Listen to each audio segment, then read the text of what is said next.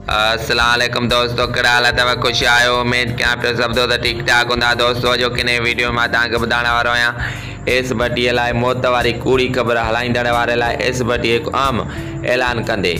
उहो ऐलान कहिड़ो कयो आहे एस भट्टीअ सोशल मीडिया ते, उहो तव्हांखे हिन वीडियो में मां तव्हांखे ॿुधाईंदो। पर दोस्तों हिकु असांजी हिकु नंढी रिक्वेस्ट आहे, जेकॾहिं तव्हां असांजे चैनल ते पहिरियों चकर नवां आया अली रज़ा मैसर यूट्यूब चैनल, महिरबानी करे असांजे चैनल खे सब्सक्राइब कयो, शेयर कयो, लाइक कयो। तव्हांजो वधीक टाइम वेस्ट न पिया कयूं, हलूं पिया मेन टॉपिक जे तरफ़।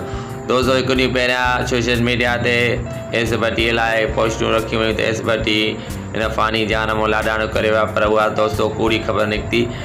एस भट्टी पंहिंजे फेसबुक पेज ते चयो आहे त मां सिहतमंद आहियां ऐं जंहिं बि दोस्तनि इहे पोस्टूं रखियूं आहिनि त महिरबानी करे उहे पोस्टूं डिलीट कयूं वञनि ऐं महिरबानी करे ॿीहर अहिड़ियूं पोस्टूं न रखियूं वञनि, कंहिंखे दिलि आज़ारी कंहिंजी न कई वञे, जीअं त मुंहिंजा घरवारा ऐं मुंहिंजा पर्सदार परेशान थियनि पिया।